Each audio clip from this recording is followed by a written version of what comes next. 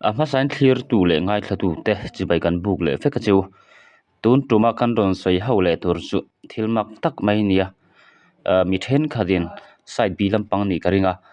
khang ho khan po san ron siama puma buya kha doctor te zailhum an ron pu le thor maya hezele mak hle maya chuti ru chuan mi then khat kha chun a video kan en tang khan mi pa ngai tan chun a riat thiam thai mai ni mo video khan a choi lai te asaman kan saklai te kha kan hmu thewanga khata khan mi pa ngai tan chuan he han en mai hian ma puya kha a normal zan to lo ti kha a riat thei ni o hetan ron po si han chiar chuak ve rim rimela hetia en chuan thimai tur ani hmel lo an zailhum te hi ani lo mo tunai doctor hi an naupang thei sia quality a in document kan nei thato zok sia o tuna kan chiar ro ta kang khan quality a document nei tha hi chu nie an tamte mewang ma se tuna isu puwanal biak mon be thina chungchang bi ga chuan document nei that le quality nei that lo lampang kha ni lo ka ria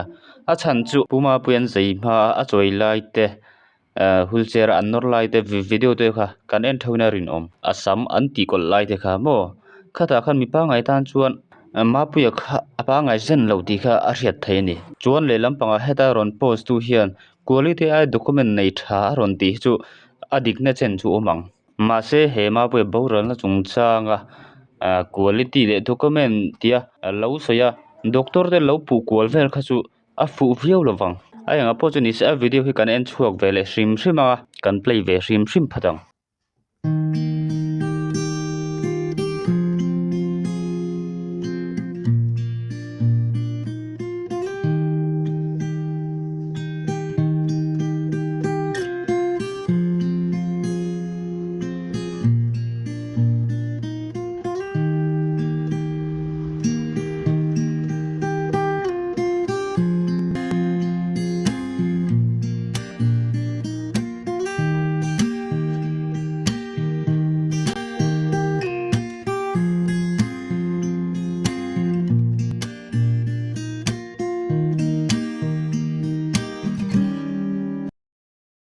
o helai chawvel kan post lokanga hetia akhabe a handom lai chawvel le ma puya mit meng vel khi han en nula te kan video te po kha ron play thaleula a mit meng le hoi hervel te khi mi pa ngai kha chu phazan to lo ni mo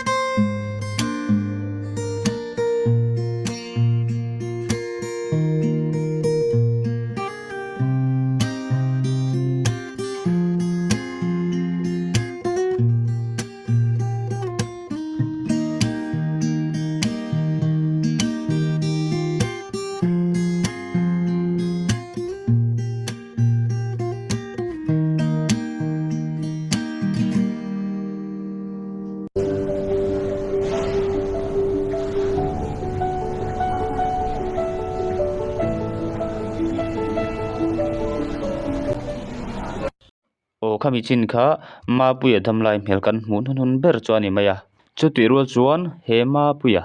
thina bul in tan na ber chu khata an soi sakron wang kha ni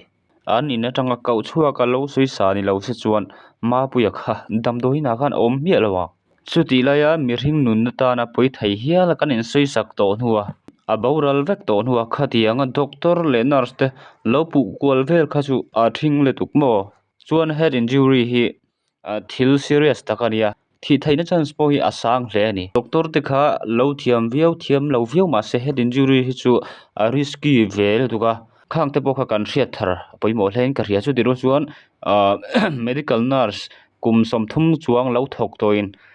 aron comment hi kan han chiar chuak ve rim thrange aron ziak tu hi te fa na ania surgery ward senior nurse nin pathian khongai na zara kum som thum don ka lo thok ve to head injury hi surgery ward thina tam berani pon lamlan ang hiani lo head injury hi accident an to na hmuna ni kho thelovin minute khademo an luak emo chuan atira harin pon lama lang thei bleed om lo ani point thil serious takania hospital panpui nge turani aron tia o tuna kan chiar zo ta kan khan head surgery a hla om zia chu a riski zia chu kan hre thewanga khata thile damin kara ma puya da tu te kha tu te ngen ni kan ti chuan anu puile nu tra te khan ni khata doctor le nurse te he thin na chungchanga kan han pu le mi mai te kha thil tul lo taka nia tuna senior nurse aron comment kan chiar zo ta kan khan surgery wa ta thina tam berpo head surgery hi ni aron ti mai ani chuti rol ma puya nu pui hlui te le anu tra te khan engang pon in sei phana sa boni se tual that tu te kha amo phur tu te an ni tho tho ani tu tum hi chu doctor te tan lam songa soi hi angai hlat dona a chan chu doctor te chu ani an thayang ang khan an thayang ang an thai top te chu an chhuwa veng chu khata khan head surgery chu a risky zia chu kan ria doctor te pon ma puya khadam chuak le thur khan an thai top te me an chhuwa ni chu ti ro chuan ma puya khalodam chuakin lo zai hlotling poni se ma puya kha mi pa nga hi a phasan to lawang aum zia bera chuan ma puya kha anu puile nu tra te khan doctor te pon an chan chhuwa thai lo hial khop tur khan an soi sa ni chu khatiang thi na khleng khop hial an in soi sak to nuwa na doctor le nurse an zai sual ni anga tia lo pos vel kha chu a thing le tuk ti ka soi du ani chuan khata comment tu le alo post tu khan khatiang kha sim mak te chuan heta whatsapp vela anin thon na comment ve hi han chiar chuak ve rim rim la thain ka ria oi anu pui hlui khan an man be lai khan alo soi sa ni chu ana sadan chu an soi tel lo le ngala an ngai om top aron tia anin then fel vek to bungrua po an la to ama in alwa mai chia vela om puya kha a thik ani berang chu an nu hian anin lua chuan an lu zila anu tra ten an man be lain alo sei sana salatuk alu vela khan atin aron ziaka chuan an huai le hian a pasal nu le pa te po kut thlak ngam khoban na sa nia o khami chin khan tok mai sila anu pui hi ara thlak tak zat zat ani ti kha riat mai chuta apa ngei poi aron soi khamo kanin komna khan chuan mi patam takin he an nu hi kan tong lo hi chu van nei ngoi a inga yang u chuan atira kan thu pui ber quality document nei tha aron ti kha chu khang te po kha chu ni lelam panga chu adik na chen choma khang te po kha nakin zela te po kan ngai tu tlan zel te po thain ka ria chu tiru tun lai social media engkim hi achak to hemi wang po hiang nurse then khatere doctor then khat hi chu ma te po kan son chhawina langa social media hi ni a thalam songa kan han tang ka chuan thata ka ni chu tiru chuan ni mun then kada chuan nurse thalo sapau tak doctor thalo amo sapau tak te po no mang chu tiru chu kha mani apo kan riat kha longtla civil hospital ate doctor chedan khatianga a hoi hom zel a thil ti te kha faga phu ni kha khang te po kha kan rianga mi ring hi kan in nang lo ni mo chu tiru chuan doctor te po hi mi pakhat wanga ming che thai mi pakhat wanga ming tha thai kan ni ti te po kha I hre thewila chu tiru chuan ni mi ring te hi engkim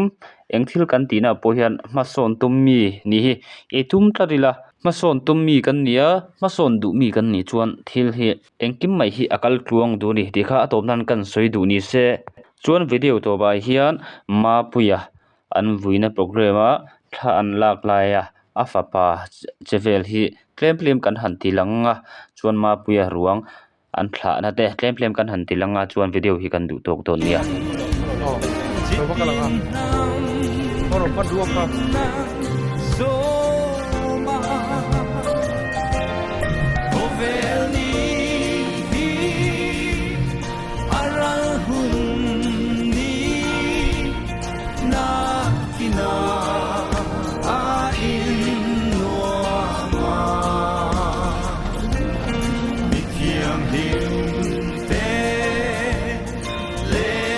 Ram ma